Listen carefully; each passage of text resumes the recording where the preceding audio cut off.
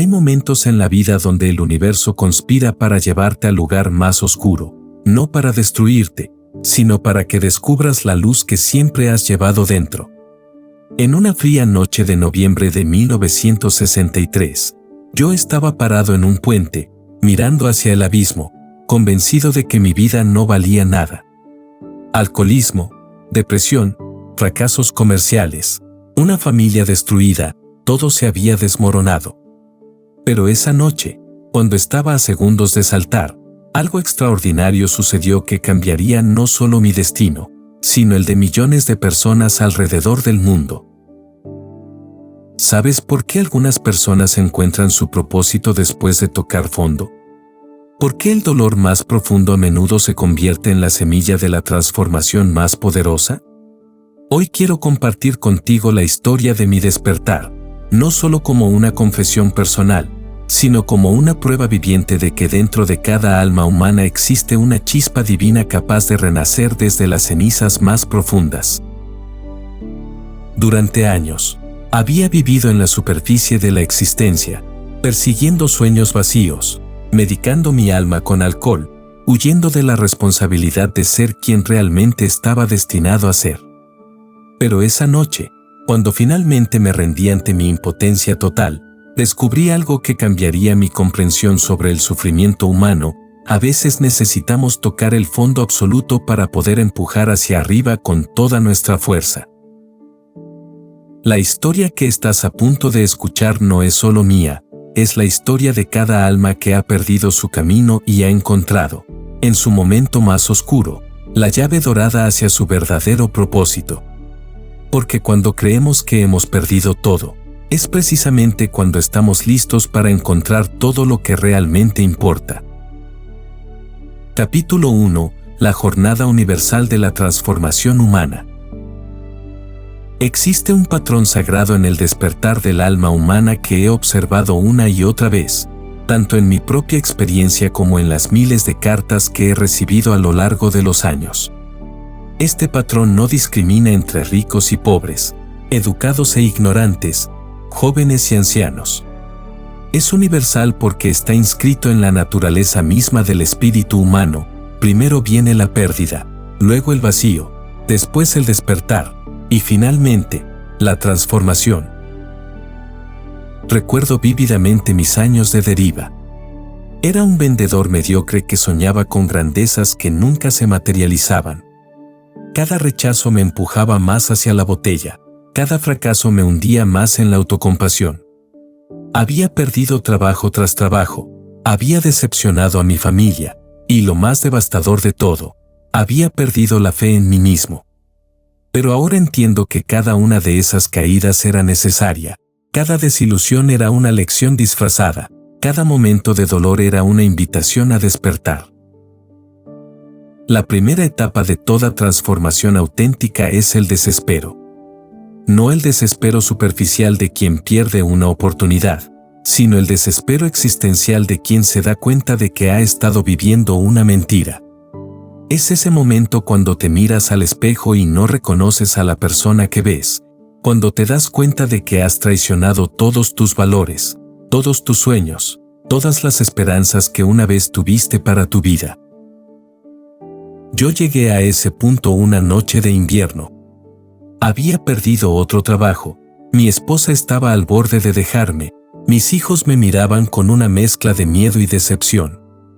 El alcohol ya no calmaba el dolor, lo intensificaba. Me di cuenta de que había construido mi vida sobre mentiras, sobre excusas, sobre la ilusión de que mañana sería diferente sin que yo hiciera nada diferente. La segunda etapa es el despertar. Pero atención, el despertar real no llega como una revelación mística llena de luces y ángeles. Llega como una rendición total, como una admisión honesta de que no tienes las respuestas, de que no puedes continuar solo, de que necesitas algo más grande que tu ego para salvarte. Mi despertar llegó en forma de una pregunta susurrada por el viento helado: ¿qué harías si supieras que no puedes fallar? En ese momento de rendición total, algo extraordinario sucede. el ego herido se hace a un lado y permite que la sabiduría del alma tome el control. Es como si una voz interior, que había estado susurrando durante años pero que no habíamos escuchado por el ruido de nuestros miedos, finalmente pudiera hablar con claridad. Esta voz no nos condena por nuestros fracasos, nos recuerda nuestra grandeza olvidada. La tercera etapa es la disciplina. El despertar sin disciplina es solo otro sueño bonito. Una vez que reconoces tu verdadero potencial, tienes que estar dispuesto a hacer el trabajo interior necesario para manifestarlo. Esto significa desarrollar nuevos hábitos, formar nuevas creencias, crear nuevas rutinas que estén alineadas con la persona que estás destinado a ser, no con la persona que has sido. Yo comencé con algo tan simple como leer cada día libros sobre superación personal, filosofía, espiritualidad. Cada página era como un rayo de luz penetrando la oscuridad de mi ignorancia. Comencé a escribir mis pensamientos, mis reflexiones, mis comprensiones. Día tras día, palabra tras palabra, estaba reconstruyendo mi alma desde los cimientos. La cuarta etapa es el dominio. No el dominio sobre otros, sino el dominio sobre uno mismo. Es cuando tus nuevos hábitos se vuelven tan naturales como respirar, cuando tus nuevas creencias se vuelven tan sólidas como rocas, cuando tu nueva identidad se vuelve tan real que ya no puedes imaginar ser la persona que eras antes. Para mí, el dominio llegó cuando me di cuenta de que podía ayudar a otros a través de mis palabras. Cada vez que escribía sobre superación, cada vez que compartía una lección aprendida a través del dolor, estaba no solo sanando mi propia alma, sino tocando las almas de otros que estaban pasando por su propia noche oscura. La etapa final es el servicio. Porque toda transformación genuina tiene un propósito más grande que el beneficio personal.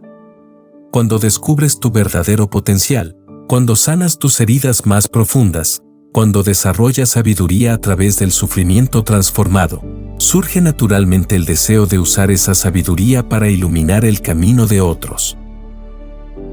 Mi propósito se cristalizó cuando comprendí que mi dolor pasado podía convertirse en esperanza presente para millones de personas. Cada fracaso que había experimentado se convirtió en una lección que podía enseñar. Cada momento de desesperación se transformó en un faro de esperanza para almas perdidas que necesitaban escuchar que la transformación es posible. Esta jornada universal nos enseña algo profundo sobre la naturaleza del crecimiento humano. No crecemos a pesar de nuestro sufrimiento, sino a través de él. Cada alma que ha tocado la grandeza ha tenido que pasar por su propio valle de sombras. Pero lo hermoso es que una vez que completas esta jornada, te conviertes en un guía para otros que están comenzando la suya. Capítulo 2. Los pergaminos eternos. Principios para el suceso duradero. Cuando finalmente emergí de mi noche más oscura, comprendí algo revolucionario. El éxito duradero no se construye sobre circunstancias externas, sino sobre principios internos que, una vez adoptados como hábitos sagrados, transforman no solo lo que hacemos, sino quiénes somos. Los pergaminos que más tarde compartí con el mundo no nacieron de teorías abstractas, sino de verdades descubiertas en el crisol del sufrimiento personal. El primer pergamino. Hoy comenzaré una nueva vida. No es simplemente una afirmación optimista, es una declaración de guerra contra la tiranía del pasado. Durante mis años de alcoholismo y fracaso, había permitido que mis errores de ayer dictaran mis posibilidades de mañana. Cada mañana despertaba cargando el peso de mis fracasos anteriores, como un prisionero arrastrando cadenas invisibles. Pero cuando toqué fondo y decidí vivir, comprendí una verdad liberadora: cada amanecer trae consigo el poder sagrado del renacimiento. No importa cuán profundamente hayas caído ayer, hoy puedes elegir levantarte. No importa cuántas veces hayas fallado antes, hoy puedes elegir intentar de nuevo con sabiduría renovada. Esta no es negación de la realidad, es reconocimiento de que la realidad incluye el poder divino de la transformación. implementé este principio de manera práctica. Cada mañana, antes de que los ruidos del mundo pudieran contaminar mi mente, me levantaba y declaraba conscientemente: hoy dejo atrás al hombre que era y abrazo al hombre que estoy destinado a ser. No era autoengaño, era reprogramación espiritual basada en la verdad de que somos seres en constante evolución, no estatuas fijas en piedra. El segundo pergamino trata sobre el poder de los hábitos, pero no cualquier hábito, sino hábitos que nacen del amor propio genuino. Durante mis años perdidos, había desarrollado hábitos destructivos motivados por el odio hacia mí mismo: beber para escapar, postergar para evitar el fracaso, mentir para evitar la responsabilidad. Pero descubrí que los hábitos constructivos deben nacer de un lugar completamente diferente: el amor hacia la persona que puedes llegar a ser. Comencé con hábitos pequeños pero significativos. Leer 30 minutos cada día. Escribir mis reflexiones cada noche. Expresar gratitud cada mañana. Pero lo crucial no era la actividad en sí, sino la intención detrás de ella. Cada hábito se convirtió en un acto de fe en mi propio potencial, una inversión diaria en la persona que estaba construyendo conscientemente. La repetición consciente de estos hábitos positivos comenzó a crear surcos nuevos en mi mente. Donde antes había caminos mentales que llevaban al autosabotaje, ahora se estaban formando autopistas hacia la excelencia. Cada día que mantenía mis nuevos hábitos, no solo estaba cambiando mi comportamiento, estaba reconstruyendo mi identidad desde los cimientos. El tercer pergamino aborda la persistencia, pero no la persistencia ciega del terco, sino la persistencia inteligente del sabio. Había confundido rendirse fácilmente con ser realista, cuando en realidad era cobardía disfrazada. Verdadera persistencia significa continuar creciendo y adaptándose mientras mantienes tu compromiso con el objetivo final. Durante mis primeros intentos de escribir, recibí rechazo tras rechazo. Cada no podía haber sido una razón para rendirme. Pero ahora tenía una perspectiva diferente: cada rechazo era información, no condenación. Cada obstáculo era un maestro disfrazado, no un enemigo. Esta mentalidad transformó mi relación con la dificultad de algo que me derrotaba a algo que me fortalecía. El cuarto pergamino revela el secreto más poderoso de todos: soy el milagro más grande de la naturaleza. No por arrogancia, sino por reconocimiento de la verdad. Dentro de cada ser humano reside una chispa divina, una capacidad única de creación y transformación que no existe en ninguna otra criatura. Durante mis años de autodestrucción, había olvidado esta verdad fundamental. Cuando finalmente reconocí mi naturaleza milagrosa, no como ego inflado sino como responsabilidad sagrada, todo cambió. Si soy verdaderamente un milagro, entonces tengo la obligación de honrar ese milagro. Si poseo capacidades únicas, entonces tengo la responsabilidad de desarrollarlas. Si he sido bendecido con la capacidad de elegir mis pensamientos y acciones, entonces debo elegir sabiamente. El quinto pergamino trata sobre vivir cada día como si fuera tu último, pero no con desesperación morbosa, sino con intensidad sagrada. Cuando estuve a punto de terminar mi vida prematuramente, comprendí vívidamente cuán preciosos son estos días que a menudo desperdiciamos en trivialidades.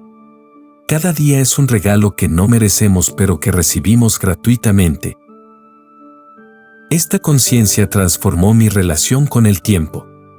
Ya no podía permitirme el lujo de postergar mis sueños, de aplazar mi crecimiento, de desperdiciar horas en actividades que no alimentaban mi alma o servían a mi propósito.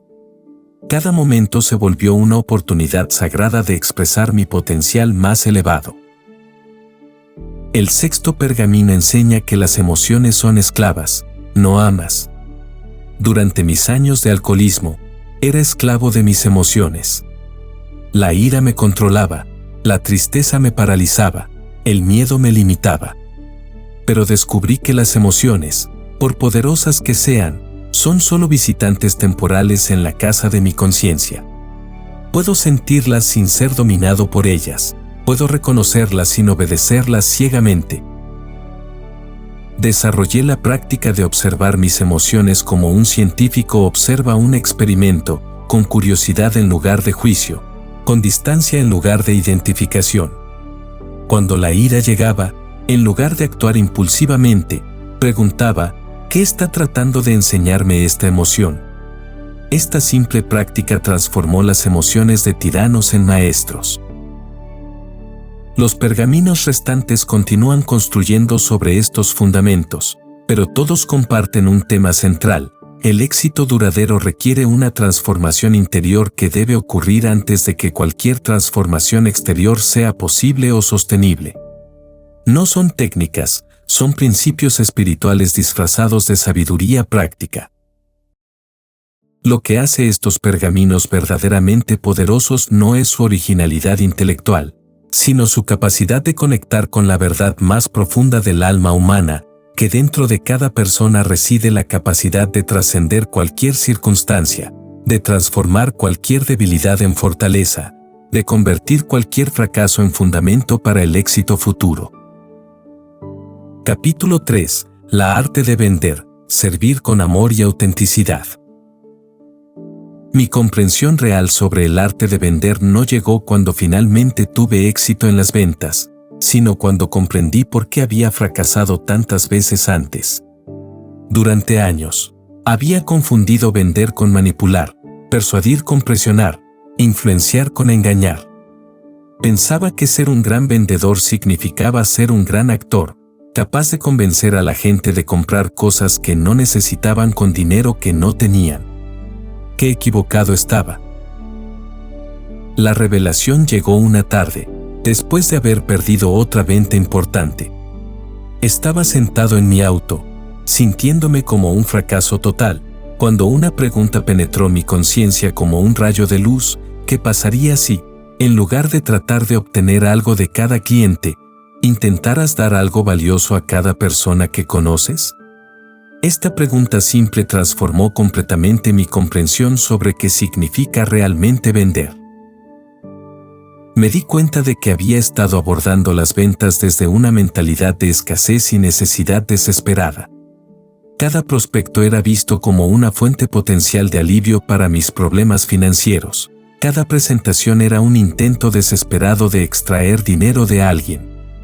Esta energía de necesidad y desesperación era como una peste invisible que contaminaba cada interacción, haciendo que las personas instintivamente se alejaran de mí. Pero cuando cambié mi enfoque de qué puedo obtener a qué puedo dar, todo se transformó mágicamente. En lugar de ver prospectos, comencé a ver personas con problemas reales que necesitaban soluciones genuinas. En lugar de hacer presentaciones de ventas, comencé a tener conversaciones de descubrimiento. En lugar de presionar para cerrar, comencé a escuchar para servir. Tómate un momento ahora mismo y reflexiona honestamente en tus interacciones diarias. ¿Cuántas veces abordas a las personas con la intención genuina de añadir valor a sus vidas versus cuántas veces las abordas esperando obtener algo de ellas?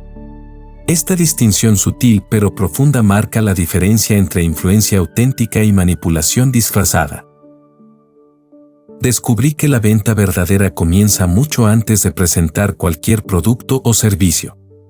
Comienza con el desarrollo de un interés genuino en el bienestar de la otra persona. Cuando realmente te importa si alguien mejora su situación, cuando genuinamente deseas que tenga éxito, cuando honestamente quieres ayudar a resolver sus problemas, algo mágico sucede, las barreras defensivas se desvanecen y la confianza florece naturalmente. Implementé esto de manera práctica comenzando cada interacción con curiosidad auténtica sobre la vida de la otra persona. En lugar de hablar inmediatamente de mi producto, hacía preguntas sobre sus desafíos, sus metas, sus frustraciones. No para encontrar puntos débiles que pudiera explotar, sino para entender verdaderamente cómo podría ser útil. Esta distinción en intención creaba una atmósfera completamente diferente en cada encuentro. Lo que descubrí es que las personas pueden sentir intuitivamente cuando alguien está tratando de usarlas versus cuando alguien está tratando de servirlas. Es como si tuviéramos un detector interno de autenticidad que puede distinguir entre amor genuino y manipulación disfrazada. Cuando mis intenciones se purificaron, cuando mi corazón se alineó con el servicio genuino, las personas comenzaron a responder de manera completamente diferente. La autenticidad se convirtió en mi arma secreta, pero no como estrategia calculada, sino como expresión natural de mi nueva comprensión sobre las relaciones humanas. Comencé a admitir cuando no sabía algo, a reconocer cuando mi producto no era la mejor solución para alguien, a referir clientes a competidores cuando honestamente creía que sería mejor para ellos. Paradójicamente, esta honestidad radical aumentó mi credibilidad de maneras que nunca hubiera imaginado. Una de las lecciones más profundas que aprendí es que todos, en cada momento de cada día, estamos vendiendo algo. Los padres están vendiendo valores a sus hijos. Los maestros están vendiendo conocimiento a sus estudiantes. Los líderes están vendiendo visiones a sus seguidores. Los esposos están vendiendo amor a sus esposas. Incluso cuando estamos solos, nos estamos vendiendo ideas a nosotros mismos sobre quiénes somos y qué es posible. Esta comprensión expandió mi concepto de ventas de una actividad profesional limitada a una habilidad de vida fundamental.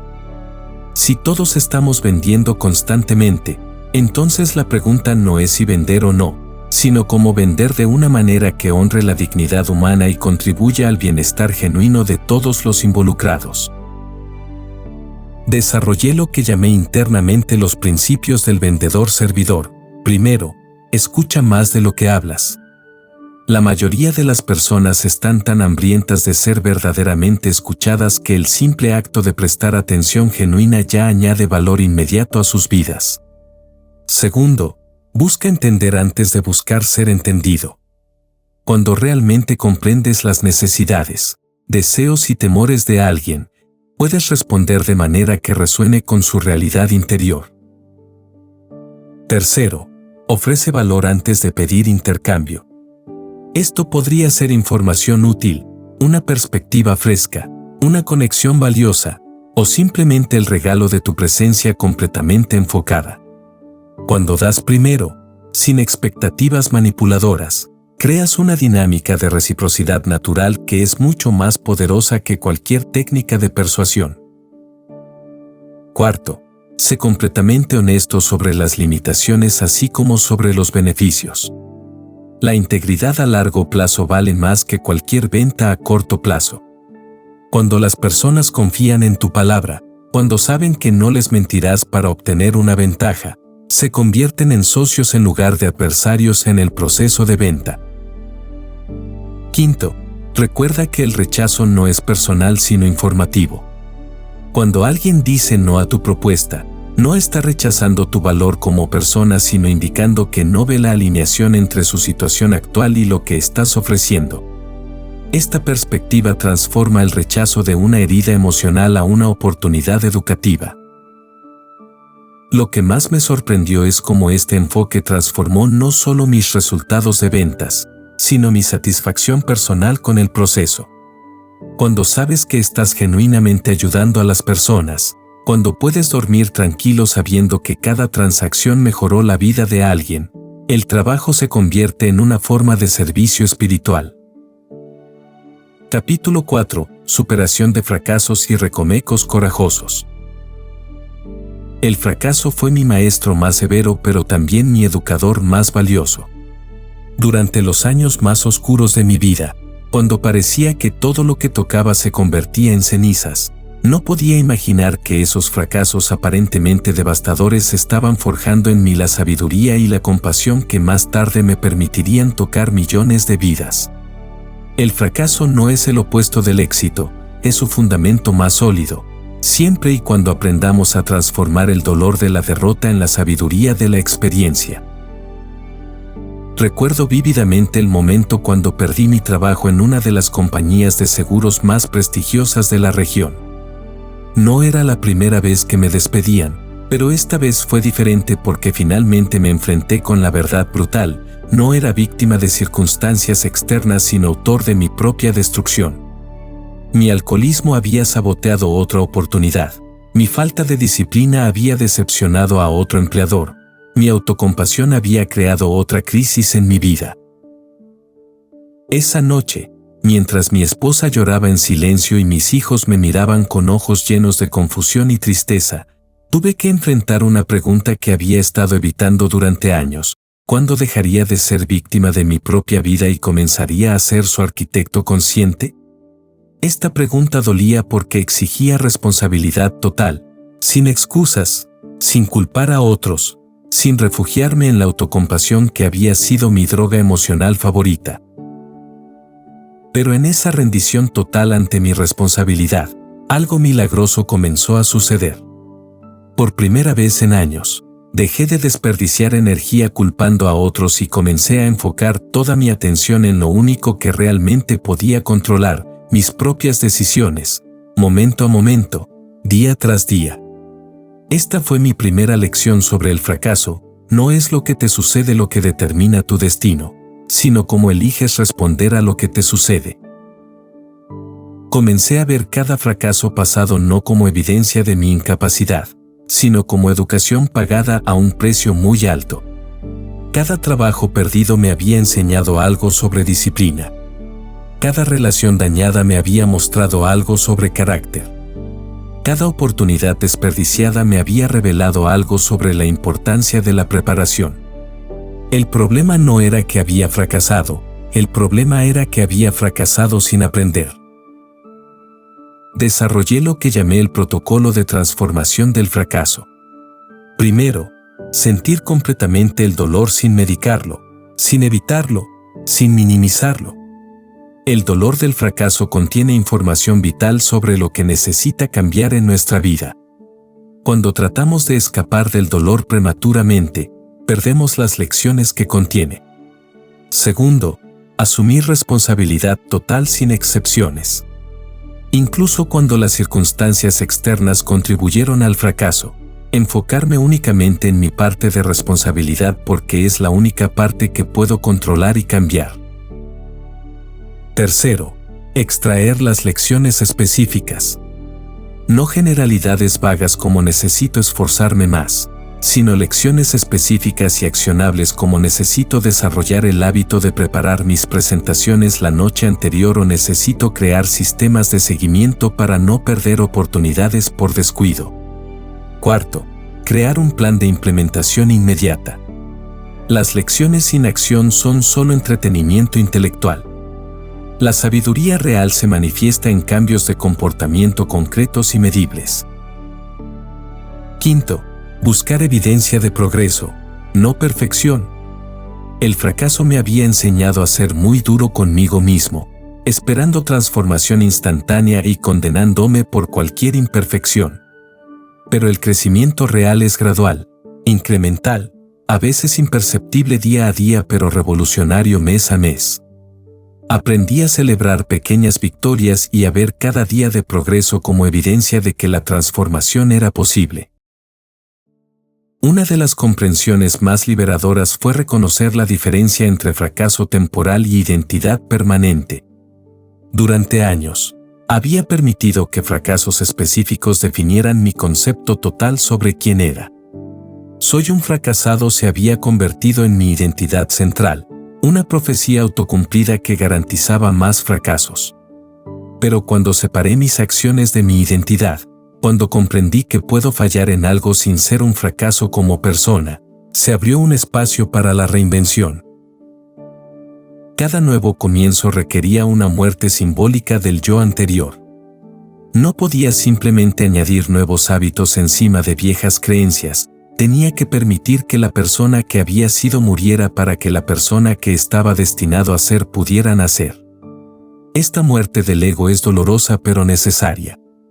Es como la serpiente que debe desprenderse de su piel vieja para poder crecer, o la mariposa que debe morir como oruga para poder volar. Los recomienzos más poderosos no nacen de la desesperación sino de la inspiración. Cuando finalmente tuve una visión clara de quién podía llegar a ser, cuando pude imaginar vívidamente la vida que podía crear, el dolor de permanecer igual se volvió mayor que el miedo al cambio. Esta visión inspiradora se convirtió en el imán que me atraía hacia adelante, especialmente durante los momentos cuando la tentación de regresar a viejos patrones era más fuerte. Implementé rituales de nuevo comienzo que honraran tanto el pasado como el futuro. Escribí cartas de perdón a todas las personas que había lastimado, comenzando conmigo mismo. Creé ceremonias simbólicas donde enterraba físicamente símbolos de mi vida anterior, botellas vacías, notas de rechazo, recordatorios de fracasos, y plantaba semillas reales en esa tierra como símbolo de nueva vida emergiendo de la muerte de lo viejo. Cada recomienzo me enseñó algo nuevo sobre la naturaleza de la transformación humana. Aprendí que el arrepentimiento genuino no es autocastigo sino reconocimiento amoroso de que merezco algo mejor. Aprendí que el perdón propio no es excusa sino liberación de la energía necesaria para crear un futuro diferente. Aprendí que la esperanza no es optimismo ciego sino fe fundamentada en el poder demostrado de la gracia divina para transformar cualquier situación. Lo más importante que aprendí es que cada fracaso contiene las semillas de un éxito más grande, pero solo si estamos dispuestos a hacer el trabajo interior necesario para extraer esas semillas y plantarlas en el suelo fértil de la sabiduría adquirida. El fracaso no es una desviación del camino hacia el éxito, es parte integral de ese camino, la parte que nos enseña humildad, persistencia, compasión y sabiduría que el éxito fácil nunca podría proporcionar. Capítulo 5. El poder de la gratitud y apreciación de la vida. La gratitud verdadera no llegó a mi vida como una técnica de autoayuda o una práctica de moda espiritual. Llegó como una revelación devastadora después de casi perder todo lo que realmente importaba. Fue cuando estuve a punto de saltar de ese puente, cuando creí que no tenía nada por lo que vivir, que súbitamente mi conciencia se llenó de una avalancha de reconocimiento. Tenía pulmones que respiraban sin mi permiso, un corazón que latía sin mi comando, ojos que podían ver la belleza del mundo incluso en mi momento más oscuro. En ese instante de casi muerte, la vida se reveló como el milagro que siempre había sido pero que había dado por sentado durante décadas.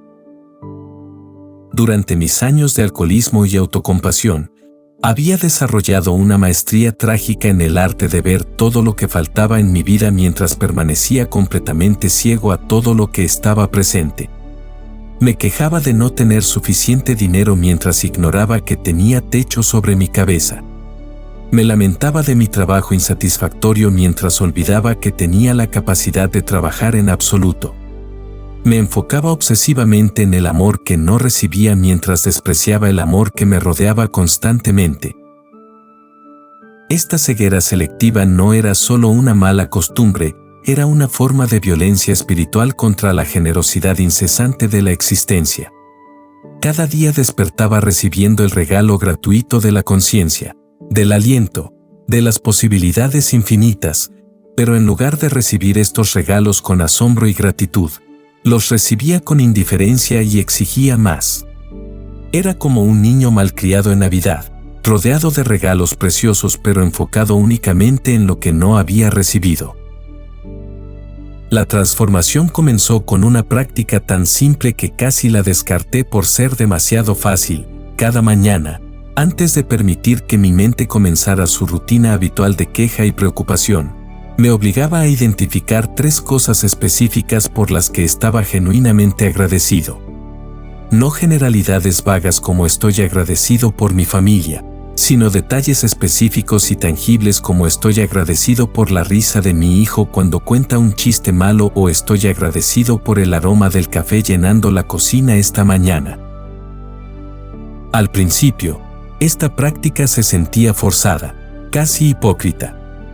¿Cómo podía estar agradecido cuando mi vida era un desastre? Pero algo extraordinario comenzó a suceder después de algunas semanas de disciplina consistente. Mi mente comenzó a buscar activamente cosas por las que estar agradecido, incluso en medio de circunstancias difíciles. Era como si hubiera reprogramado mi sistema operativo mental de detectar problemas a detectar bendiciones. Tómate un momento ahora mismo. Detén todo lo que estás haciendo y piensa en 3 cosas específicas por las que estás genuinamente agradecido en este momento. No cosas grandes y obvias, sino pequeños milagros que normalmente pasan desapercibidos. ¿Puedes sentir cómo cambia la energía en tu cuerpo cuando enfocas tu atención en la apreciación genuina en lugar de en la carencia o la preocupación?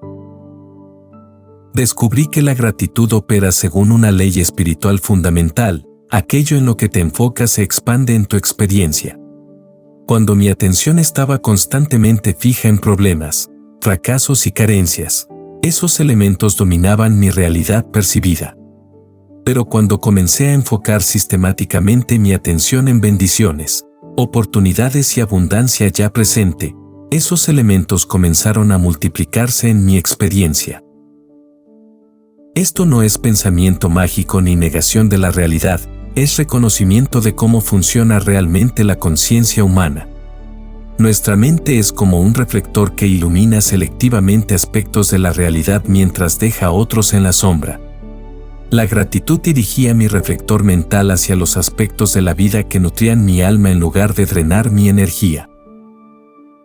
Una de las revelaciones más profundas fue comprender que la gratitud por las bendiciones presentes crea la frecuencia vibratoria que atrae bendiciones futuras.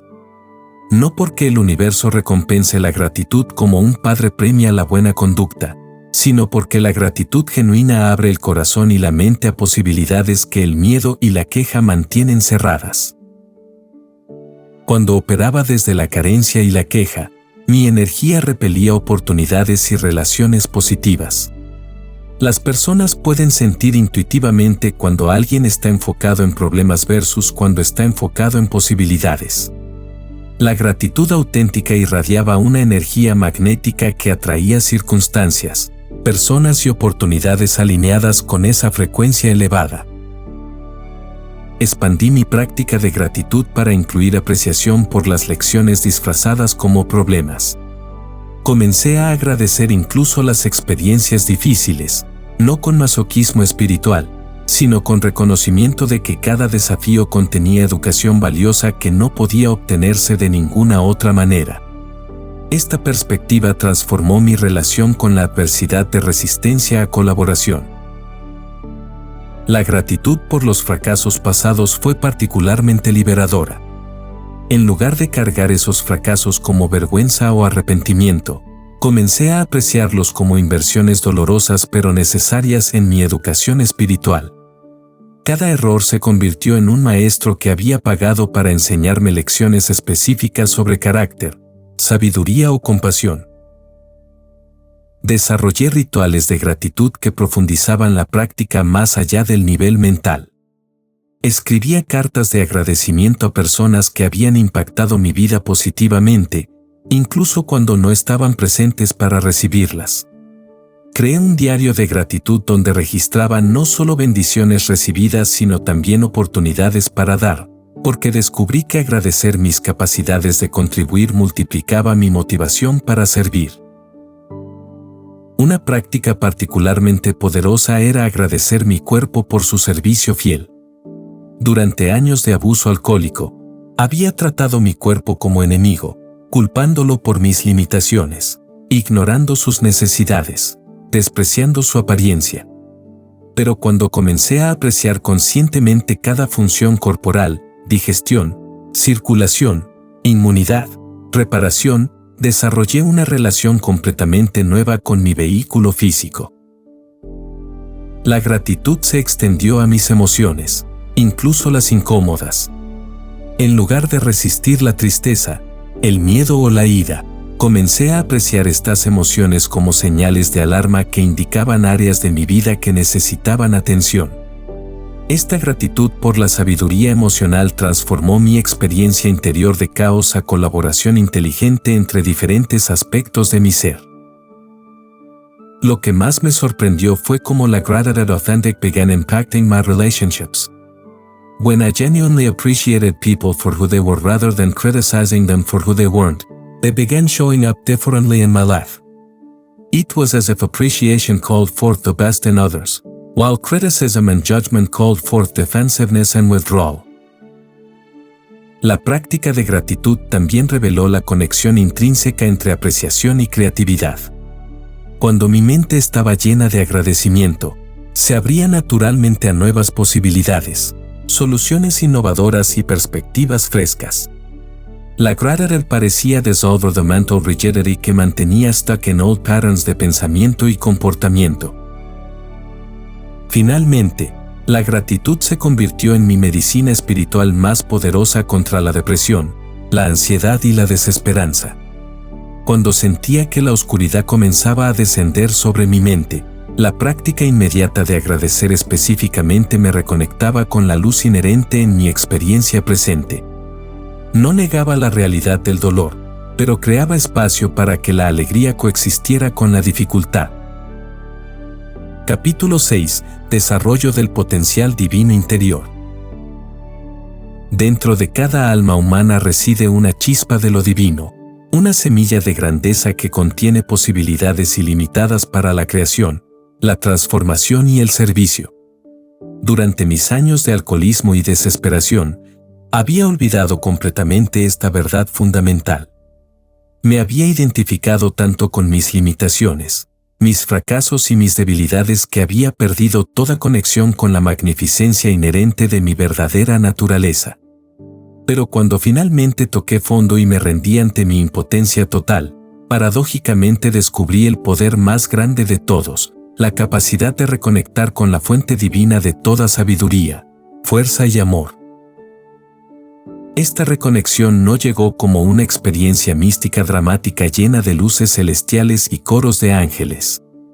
Llegó como un susurro suave en el silencio de mi rendición total, una voz interior que había estado esperando pacientemente durante años a que yo dejara de hacer tanto ruido mental para poder escucharla. Era la voz de mi alma auténtica, la parte de mí que nunca había sido tocada por el alcohol, el fracaso o la desesperación. Era pura, sabia, amorosa y completamente disponible en cualquier momento que eligiera sintonizar con ella. Comprendí que el desarrollo del potencial divino interior no es cuestión de adquirir algo nuevo, sino de remover todo lo que oscurece lo que ya está presente. Es como un escultor que no crea la estatua sino que revela la forma que siempre estuvo esperando dentro del mármol. Mis años de condicionamiento negativo, creencias limitantes y patrones destructivos habían cubierto mi esencia divina con capas de ilusión, pero la esencia misma permanecía intacta, esperando ser redescubierta. El primer paso en este desarrollo fue aprender el arte sagrado del silencio interior. Durante décadas, mi mente había sido como una radio desafinada, constantemente llena de estática mental, preocupaciones, quejas, juicios, miedos, fantasías. Esta cacofonía interna hacía imposible escuchar la voz sutil de la sabiduría interior. Comencé con periodos breves de meditación silenciosa, simplemente observando mis pensamientos sin juicio ni resistencia, permitiendo que gradualmente se aquietaran como sedimento en un vaso de agua turbia. En esos momentos de silencio genuino, comencé a experimentar algo que había olvidado que existía: paz pura, no la ausencia de problemas sino la presencia de una tranquilidad profunda que no dependía de circunstancias externas. Esta paz no era emocional sino esencial, no era algo que yo creaba sino algo que yo era en mi nivel más profundo. Era como recordar un hogar que nunca realmente había dejado.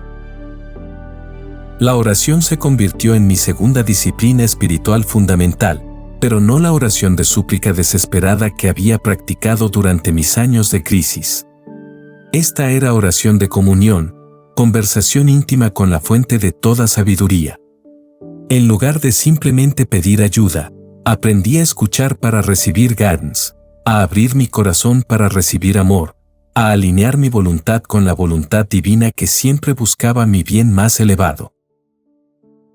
Durante estas sesiones de oración profunda, comencé a recibir insights que claramente no venían de mi mente condicionada. Eran comprensiones que llegaban completamente formadas, Soluciones a problemas que habían estado atormentándome durante meses. Perspectivas sobre situaciones que transformaban completamente mi entendimiento. No era que yo estuviera pensando mejor, era que estaba accediendo a una fuente de sabiduría mucho más grande que mi intelecto individual. La tercera disciplina era el estudio contemplativo de textos sagrados y filosofía profunda. Pero no leía estos textos con mi mente analítica tratando de entender conceptos intelectualmente. Los leía con mi corazón abierto, permitiendo que las verdades penetraran en el nivel del alma donde podían transformar realmente mi ser. Cada página se convertía en una conversación con los grandes sabios de la historia. Cada ensayo era una invitación a despertar más profundamente a mi propia naturaleza divina. Desarrollé la práctica de la escritura inspiracional, donde me sentaba con papel y pluma en estado de receptividad total y permitía que palabras fluyeran a través de mí sin censura mental. Frecuentemente, lo que emergía me sorprendía completamente, sabiduría que sabía que no venía de mi conocimiento personal sino de una fuente más profunda. Esta práctica me enseñó que cuando nos quitamos del camino, lo divino puede expresarse a través de nosotros de maneras extraordinarias. La contemplación de la naturaleza se convirtió en otra puerta hacia lo sagrado. Pasar tiempo silencioso observando el crecimiento de las plantas, el comportamiento de los animales, los patrones del clima, me enseñaba lecciones profundas sobre los principios universales que gobiernan toda la existencia. La naturaleza operaba según leyes divinas de crecimiento, equilibrio, renovación y abundancia que podía aplicar en mi propia vida. Una revelación particular llegó mientras observaba un árbol poderoso durante una tormenta. Sus ramas se doblaban dramáticamente con el viento pero nunca se quebraban porque permanecían flexibles mientras sus raíces se mantenían profundamente ancladas en la tierra. Comprendí que esta era una metáfora perfecta para la vida espiritual, mantenerse flexible y adaptable en la superficie mientras permaneces enraizado en principios inmutables en la profundidad. El ayuno ocasional se convirtió en otra disciplina que clarificaba mi conexión con lo divino. No ayunaba por razones ascéticas extremas sino para experimentar periodos de dependencia total en recursos espirituales en lugar de gratificación física. Estos periodos me enseñaban que tenía fuentes de nutrición y energía que trascendían las necesidades corporales básicas. La práctica del perdón profundo fue esencial para remover bloqueos que impedían el flujo de energía divina. Harboring resentimiento, guilt, and judgment creaba contracciones en mi campo energético que interferían con mi capacidad de recibir y transmitir amor. Perdonar a otros y a mí mismo no era solo éticamente correcto, era espiritualmente necesario para el desarrollo completo de mi potencial. Desarrollé rituales de servicio que canalizaban mi energía espiritual creciente hacia contribuciones tangibles al bienestar de otros. Descubrí que el potencial divino interior no era para acumulación personal sino para circulación generosa. Mientras más daba desde este lugar de conexión espiritual, más se expandía mi capacidad de recibir y transmitir bendiciones. La disciplina más desafiante pero más transformadora era vivir cada momento desde la consciousness de que era un ser espiritual teniendo una experiencia humana temporaria, no un ser humano ocasionalmente teniendo experiencias espirituales. Esta perspectiva transformaba cada interacción, cada desafío, cada oportunidad en una ocasión para expresar mi naturaleza divina más plenamente. Finalmente, aprendí que el desarrollo del potencial divino interior es un proceso infinito de despertar gradual, no un destino final para alcanzar. Cada nivel de consciousness que lograba revelaba nuevas profundidades para explorar, nuevas capacidades para desarrollar, nuevas formas de servir. La journey misma se convertía en el destination, y cada paso en este camino sagrado agregaba más significado y alegría a mi existencia. Capítulo 7. Legado y servicio, multiplicando bendiciones a través de otros. La verdadera medida de una vida bien vivida no se encuentra en lo que has acumulado para ti mismo, sino en lo que has multiplicado a través de otros. Esta comprensión llegó a mí gradualmente, como un amanecer lento que transforma imperceptiblemente la oscuridad en luz. Durante mis años de autoobsesión alcohólica, había estado tan enfocado en mi propio dolor, mis propias necesidades, mis propios problemas, que había perdido completamente de vista el propósito más elevado de la existencia humana, convertirnos en canales de bendición para otros seres humanos. Cuando finalmente emergí de mi noche más oscura y comencé a experimentar transformación genuina, una pregunta comenzó a resonar constantemente en mi conciencia: ¿cómo puedo usar todo lo que he aprendido a través del sufrimiento para aliviar el sufrimiento de otros? Esta pregunta no nacía de obligación moral, sino de reconocimiento natural de que toda sabiduría verdadera busca expresarse en servicio, toda curación auténtica busca convertirse en curación para otros. Comprendí que había recibido una educación extraordinariamente cara pagada con años de dolor, fracaso y desesperación. Si esta educación permanecía conmigo solamente, había sido desperdiciada. Pero si podía transmitir las lecciones aprendidas de manera que ayudara a otros a evitar mis errores o a salir más rápidamente de sus propias crisis, entonces todo el sufrimiento adquiría significado y propósito retroactivo. Mis primeros intentos de servir fueron torpes y egocéntricos. Quería ayudar, pero desde una posición de superioridad que decía implícitamente: yo he superado esto y tú no, así que escúchame. Esta actitud creaba distancia en lugar de conexión, resistencia en lugar de receptividad. Tuve que aprender que el servicio auténtico no viene desde la posición de quien tiene las respuestas, sino desde la humildad de quien sigue siendo estudiante en la escuela de la vida. El breakthrough llegó cuando dejé de intentar ayudar desde mi ego y comencé a permitir que la sabiduría divina fluyera a través de mí hacia otros.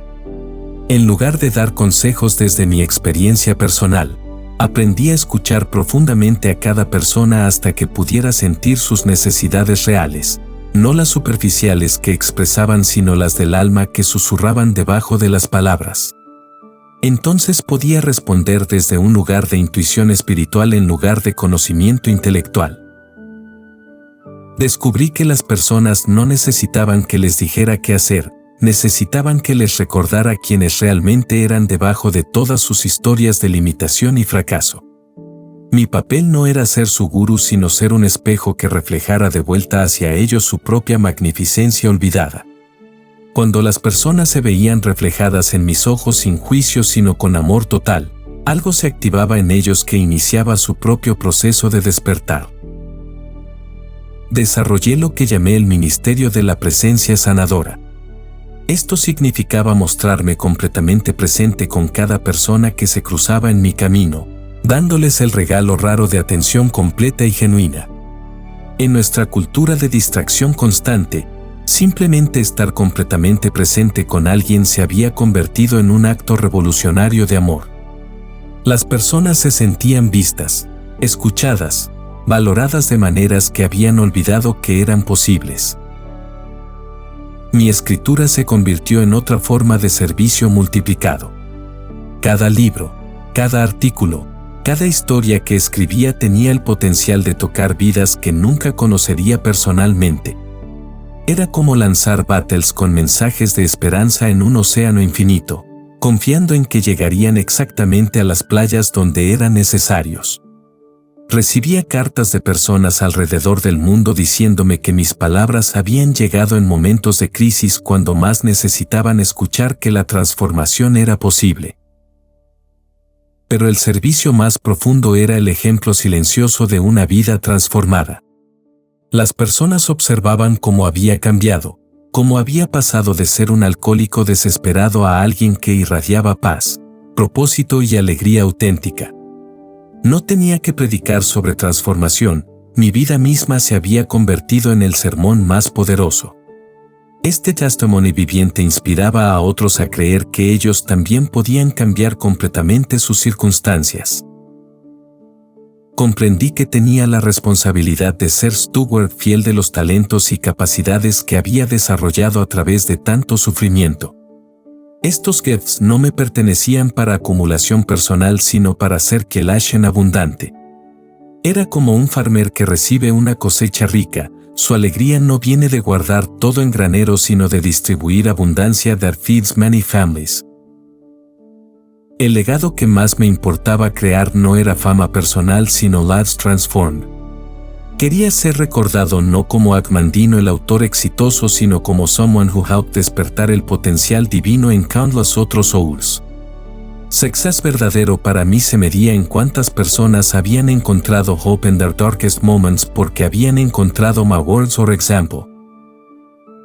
Establecí mentorship informal con jóvenes escritores y speakers, sharing not just techniques sino la philosophy behind authentic communication que serves rather than self-promotes. Les enseñaba que el mensaje más poderoso es el que flows through a life que have been genuinely transformed. Not through técnicas de persuasión aprendidas intellectually. Una de las lessons más importantes que intentaba transmitir era que everyone tiene algo único para contribuir al bien común. No importa cuán ordinary pienses que eres, cuán limited tus circunstancias actuales, cuán broken tu past, within you lies capacities que nadie más en la historia ha possessed en exactly la misma combination. Tu job es desarrollar estas capacities y find ways to channel them hacia service de la human family. También enseñaba la importancia de timing en service.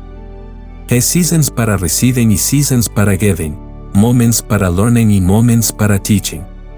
La wisdom está en recognizing which season you are in and acting accordingly.